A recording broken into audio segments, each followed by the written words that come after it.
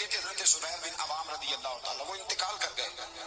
ان کا جب وصال ہوا تو 10 لاکھ دینار کا قرضہ تھا ان پر، اور جو زمین انہوں نے چھوڑی وہ زمین بنجر تھی. لو سن لے، جن پر قرضہ چڑھا ہوا ہے وہ اس کا بھی سن لے. جن پہ قرضے ہیں نا، جو تنگ دست ہیں، جو روز رکے بھیجتے ہیں دعاؤں کے کہ بڑی پریشانیاں، وہ وظیفہ سنیں. تو وہ وظیفہ سنیں. ہمارے زمانے میں وظیفے لینے کا رواج نہیں، تویز لینے کا رواج ہے. لینا چاہیے، تویز بری چیز نہیں، اچھی چیز ہے، لیکن زیادہ کام برکت والا کیا ہے؟ اللہ اللہ کرنا. کیا کام ہے؟ سجدہ کرنا برکت والا کام ہے. حضرت عبداللہ بن جعفر طیار کہتے ہیں میں نے قرضہ لینا تھا زبیر بن عوام سے، وہ وصال کر گئے. میں ان کے بیٹے کے پاس گیا، عبداللہ بن زبیر کے پاس. میں نے کہا پیسے دینے تھے. کہا بالکل لینے ہیں. میرے ابا جی مجھے وصیت کر کے گئے، لکھ کے گئے کہ یہ پیسے دینے، اور وہ یہ لکھ کے گئے ہیں. میں زندگی بھر کوشش کرتا رہا، ادا نہیں ہو سکے. بیٹا تیری ذمہ داری ہے میرے قرضے ادا کرنا.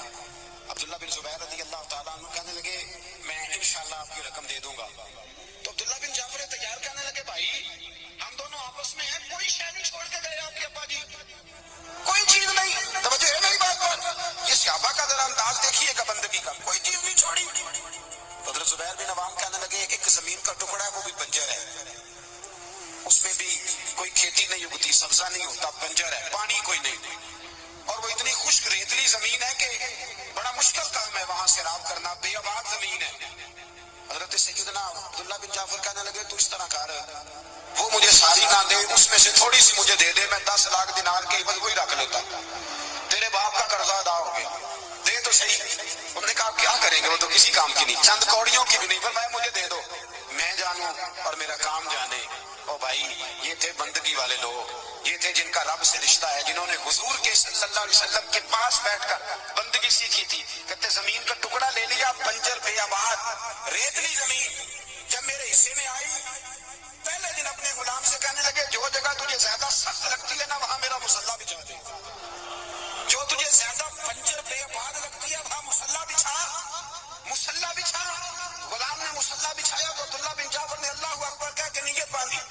یہ حضرت جعفر طیار کے بیٹے حضرت علی کے بھتیجے، انہوں نے نیت باندھی، نماز کی، سر سجدے میں رکھا، رونے لگے، کہنے لگے اللہ میں بھی تیرا بندہ اور جس سے لینے تھے وہ بھی تیرا بندہ. خدا بندہ ہمارے درمیان مہربانی فرما، کرم نوازی کا، رحمت کا فیصلہ فرما. اتنا روئے کہ مصلی بھیگ گیا. کہتے اتنا تڑپ رہے تھے کہ صحابہ اکٹھے ہو گئے ان کے گرد، مصلی بھیگ گیا. جب بھیگا ہوا مصلی نماز مکمل کر کے اٹھایا نا، کہتے مصلی اٹھایا تو نیچے سے اللہ نے پانی کا چشمہ جاری فرما دیا. اللہ نے پانی کا چشمہ جاری کر دیا. فرمایا بناؤ حوض، کرو کھیتیاں سیراب. فرماتے جہاں ایک درخت نہیں اگتا تھا اللہ نے پورا باغ اگا دیا، جہاں ایک پھل نہیں ہوتا تھا وہاں عالی شان پھل لگ گئے، قرضے بھی ادا ہوئے. حضرت زبیر بن عوام کے بچوں کے پاس مال دولت بھی بچ گیا. لوگ جب کہتے ہیں یہ ساری کس چیز کی برکت ہے، اور فرماتے یہ ساری سجدوں کی برکت ہے، یہ رب کی بندگی کی برکت ہے، یہ اس کی بارگاہ میں نماز پڑھنے کی. مسلمان توجہ نہیں کرتا، توجہ نہیں. جاگ رہے ہیں آپ حضرات؟ یہاں کوئی حکومت اعلان کرے نا کہ ہر نماز کے بعد 500 روپیہ، کتنا جی؟ میرے خیال کسی بھی نہیں ہونا مسجد سے.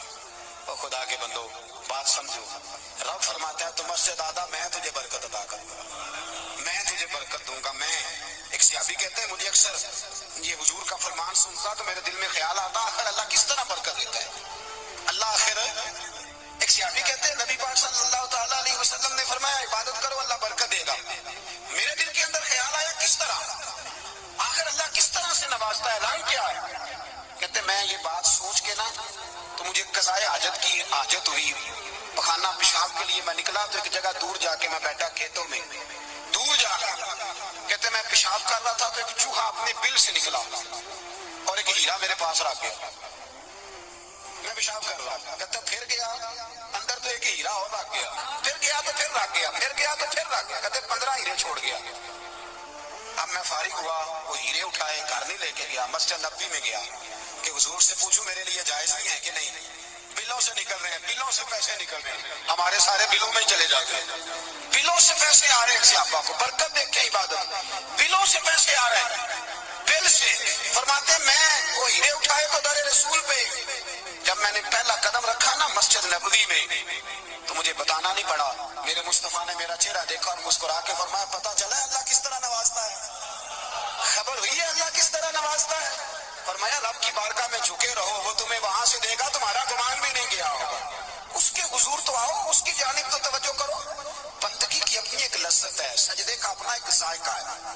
اگر آپ نبی کریم سید عالم صلی اللہ تعالی علیہ وسلم کی عبادات کو ملاحظہ کریں نا، تو سرکار کی زندگی میں کثرت ہے عبادت کی۔ اعلان نبوت سے پہلے کتنے کتنے مہینے حضور غار حرا میں عبادت کرتے تھے، تنے تنہا۔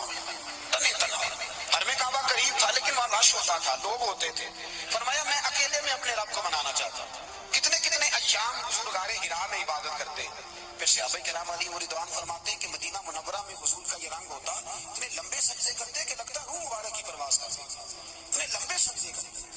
حضرت سیدنا معاذ بن جبل رضی اللہ تعالیٰ عنہ فرماتے ہیں 3 دن ہو گئے حضور چلے گئے، مدینے میں نظر ہی نہیں آ رہے۔ صحابہ پریشان، ابو بکر صدیق، عمر فاروق، عثمان غنی، مولا علی ڈھونڈتے پھرتے، حضور سید عالم صلی اللہ علیہ وسلم کا پتہ نہیں۔ فرماتے جناب صدیق ایک بار گھومتے گھومتے جبل سلا کی پہاڑی کے قریب گئے، ایک چرواہا بکریاں چلا رہا تھا، اس سے پوچھا تم نے میرے محبوب کو تو نہیں دیکھا؟ تو کہنے لگا مجھے نہیں پتا تمہارے محبوب کون ہے۔ ایک آدمی آج 3 دنوں سے غار میں رو رہا ہے، اتنی شدت کے ساتھ روتا ہے کہ میری بکریاں جا کے غار کے سامنے بیٹھ جاتی ہیں، اور بکریاں بھی روتی ہیں، میں بڑا کھینچتا ہوں پر لوٹتی نہیں، رات کو گھر لے کے جاتا ہوں تو جاتی نہیں، سویرے باڑے سے نکالتا ہوں تو دوڑی ہوئی آتی ہے، پھوٹ پھوٹ کے روتی ہیں، لیکن حال یہ ہے کہ دودھ پہلے سے بھی زیادہ دیتی ہے۔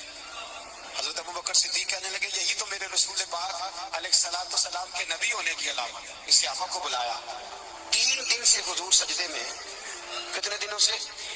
یہاں سجدہ لمبا ہو جائے تو امام کے پیچھے لوگ بھاگنے لگتے ہیں کہ صاحب آپ تو فارغ ہیں، مجھے تو ڈیوٹی پہ بھی جانا تھا۔ 3 دن سے حضور سجدے میں، اتنا طویل سجدہ